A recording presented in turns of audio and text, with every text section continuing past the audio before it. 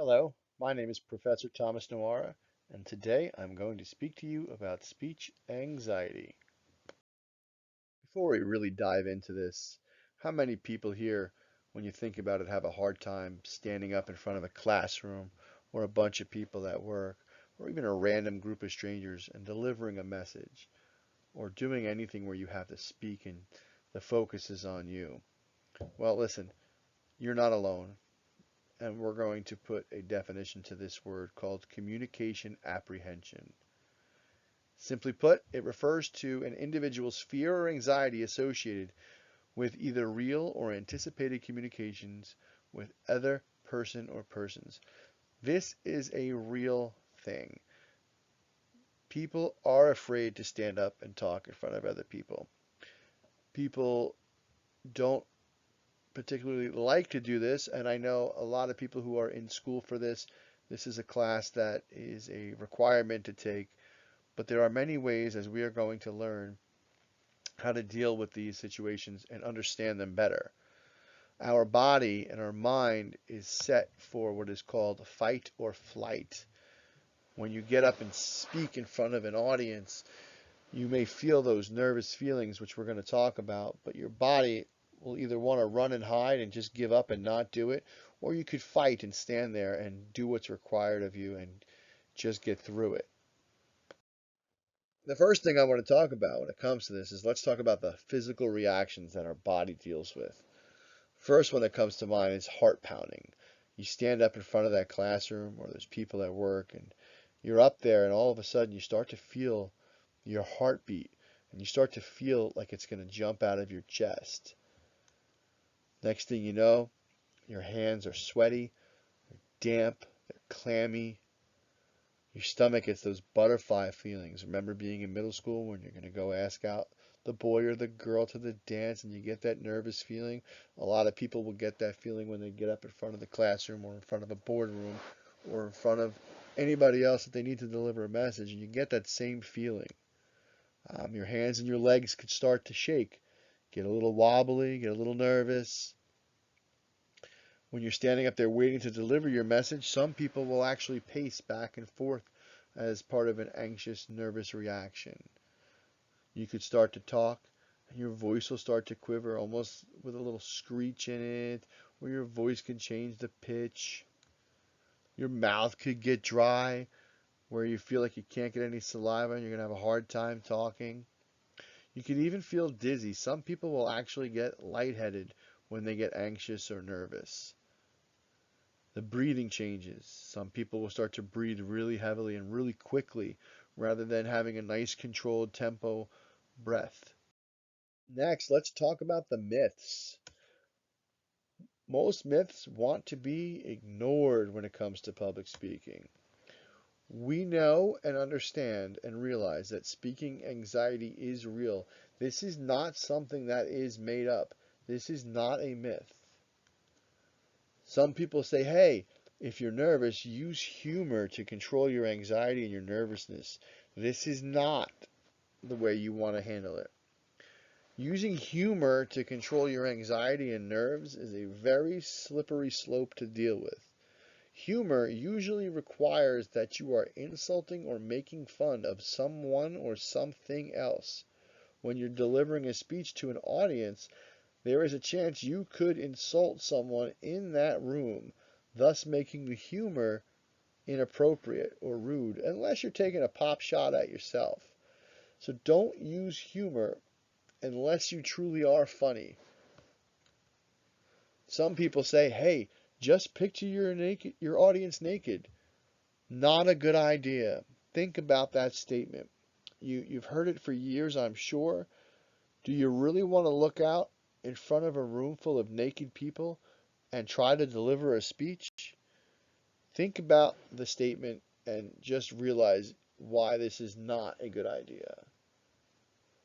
Someone could say, mistakes mean you blew your speech. No, that is not the case. We all make mistakes.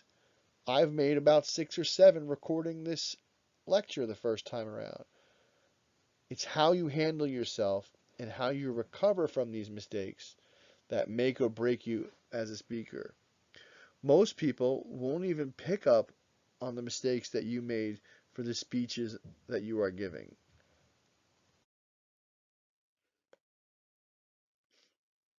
We're going to continue to ignore these myths. And the next one is memorizing makes anxiety better. Absolutely not. We don't teach you how to memorize a speech. We speak extemporaneously, and we do that for a reason. Memorizing speeches is bad. We don't want you to memorize a speech. I want you to learn how to write an outline because it's a guide. If you memorize a speech, you have the chance of completely going blank, completely losing your place, completely screwing up your entire speech, and then you will be lost. If you go with no notes and try to memorize things, you are completely leaving your speech up to your memory. This is not a good idea. Some people think the audiences are out to get you. This is not true in a classroom setting. Obviously, you pay to be here, you pay to learn how to speak, you pay to take care of this public speaking class because it is a requirement for most of your degrees. The audience is usually your classmates. You could have an audience in the boardroom, you could have an audience at work. You could be a coach speaking to your players. Your audiences are not out to get you. They're there to listen and they're there for a reason. Most people just don't pop in somewhere for no reason whatsoever to hear someone speak. You look as nervous as you feel. Nope, not at all. This is completely a myth. You may feel all of these physical attributes that I mentioned earlier slide and still not look anywhere near as nervous as you feel. You want to portray confidence. You want to let your audience at least believe that you are not nervous. Let them see that confidence. A little nerves helps with the speech. Okay, so this myth is true. It is 100% okay to be a little nervous. It will actually help you. If you get up there and you're not nervous, you could be overconfident, you could be cocky, and this could actually trip you up down the line. It's okay to feel all of these feelings. It's how you deal with them during your speech that is going to make or break how you end your performance. So, there are many types of anxiety, and I want to give you some information and a little background on each of them that we're going to discuss. So, the first one is called trait anxiety. This is more based from DNA. Some people are actually more disposed to communication anxiety. It means that some of you are just more uncomfortable than others in getting up in front of a group of people and speaking. This is not the same as being shy. This is in your DNA. The next one is context anxiety. It's sparked by specific context or materials you're delivering. There's going to be topics that you're not comfortable speaking about, and could you make you more nervous than other topics? You see a lot more of this when it comes to persuasive speaking, when you're put in front of a classroom and you're asked to deliver a speech on a hot button topic. People know that there's going to be people in the room that don't agree with what you're saying or feel differently than you feel, so it becomes a little bit more difficult to deliver those speeches. Formality is the thought of being in a formal setting. It just drives that anxiety. Some people just can't deliver in a formal atmosphere. It takes a lot to get up in front of, let's say, 200 people in an auditorium where you're going to have to deliver a speech on, say, a new vaccine for a disease, and it's your job to give out that information, and you know there's going to be people in that audience who really don't want to hear it, who don't are not there to believe in what you have to say, but you're going to be up there in that formal atmosphere, and your mindset is really going to turn that anxiety on. And then we have uncertainty. It's just not knowing what to expect. It's going in there with that attitude of, oh gosh, what's going to happen? I don't know. Are the lights going to go out? Is the microphone going to break? Am I going to screw up my notes? The fact that you don't know the outcome can really get to some people. We'll continue with other types of anxiety and we'll discuss novelty. This is the lack of experience in high tension situations. This is this is probably a lot of what you're feeling if you're in front of the classroom. Most people in the public speaking classes are fresh out of high school or just returning to college, and you are being put in a high tension situation. You are nervous, and it's understood. It's why we do the exercises that bring you to get ready for the bigger speech. It's why we don't just start with boom, here's a big speech, do it. We try to alleviate some of the high tension. Some people have what's known as audience anxiety. This is prompted by specific audience characteristics. Someone or something can trigger this from the audience. Maybe you're getting an uncomfortable look from somebody, or you see somebody who's fallen asleep on you, and now you're all nervous. Oh my gosh, my speech isn't good enough. I'm boring people. You start to worry more about the audience than your material, which you should be well aware is good enough if you've done your work to deliver the speech. There's situational anxiety, which is the unique combination of influences generated by audience, time, and context. This can also go hand in hand with audience, but it also could be the time of day or the time of year or the context of the material that you're delivering. It all depends on the exact situation. Some people can deliver a speech indoors during the day, but don't want to go outside at night. All of these little things have to be taken into consideration. Now let's talk about how do we deal with this anxiety? How do we get these feelings of, oh gosh, I'm not good enough. What am I going to do? Well, the first thing we need to do is have good information and preparation. You have to deliver speeches in a classroom, presentations for work. It's not like you're being asked to do this tomorrow or in an hour from now. In some situations, you may have to, but for this class, you're given plenty of time. It's how you manage that time and gather the information and prepare your outlines and prepare your speeches that will help you deal with the anxiety and make you a better speaker. You have to know and understand what you're doing and who you're delivering the material to. By knowing your material and by understanding what it is that you're delivering and who it is that you're delivering to, it will calm you down. It will make you much more comfortable to speak in front of the people that you need to speak in front of. You need to know what you want from your audience. If you just want your audience to sit there and be bored and just look off into the sunset or out the windows or at a wall or pick up their phones, then don't put the effort in. If you want your audience to take something from your speech and listen to you and you want to hold them captive, then follow the directions and wow them. Put that passion. I talk about passion all the time. Let your audience feel what you feel from your speeches, and you will lose the anxiety that you get and think about from the audience. Let them feel your speech. Focus the negative energy into something positive. If you're just feeling miserable and you feeling like you're going to fail, turn it around. Put it into something positive. Think positive thoughts. I know it sounds cliche, but if you think happy thoughts, you're going to feel happy. It just works that simple. You have to put a little thought into it, and it will truly help you deal with the anxious issues of being up in front of the class or in front of other people. More ways to deal with your anxiety. Can't say this enough. Practice. You've picked your topic. You've come up with your general purpose, your specific purpose, your central idea.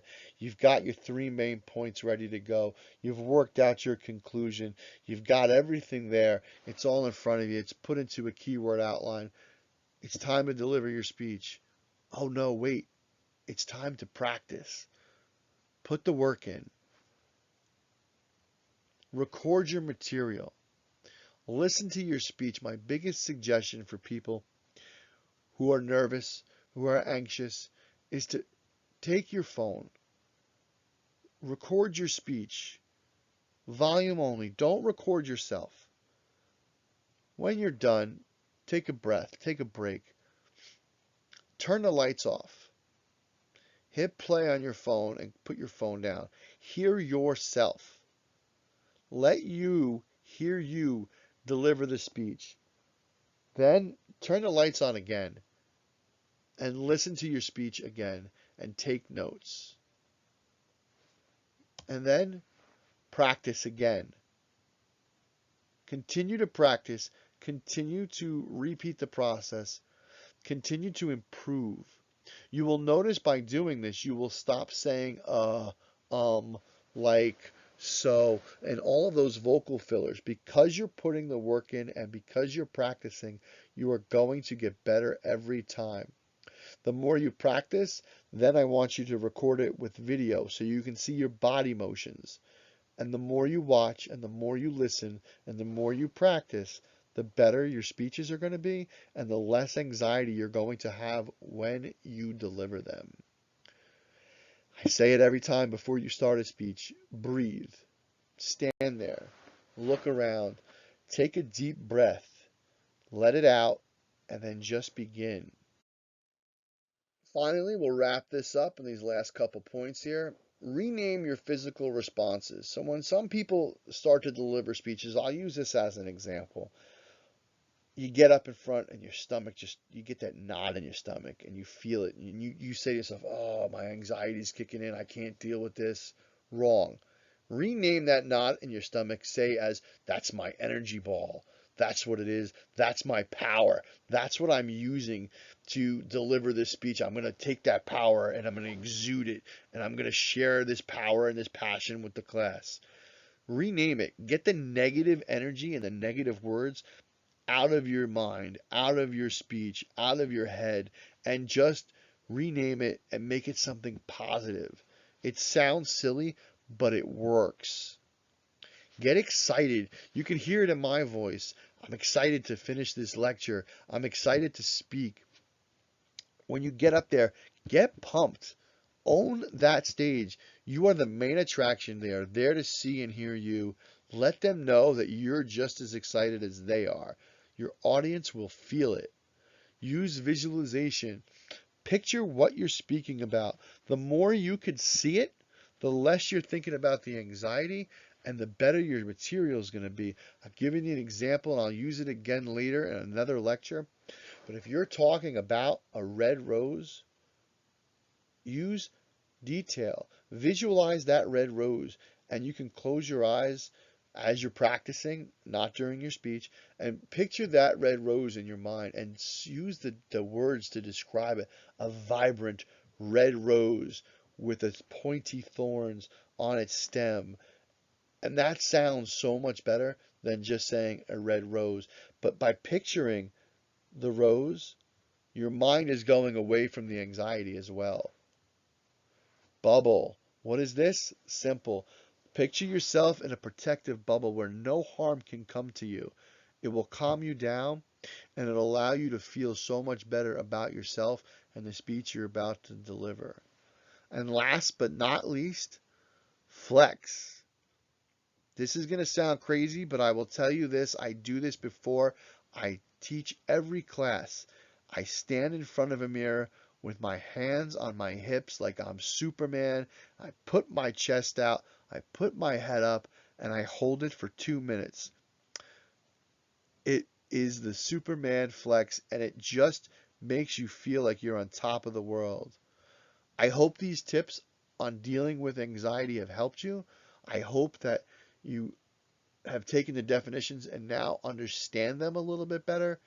And I hope that if you follow the directions and you follow this lecture, that you too will feel less anxious when you speak in front of me or your friends or your family or your jobs. If it didn't, then go back and listen to this again and again until you understand that you can do these speeches and you can deliver material without being nervous.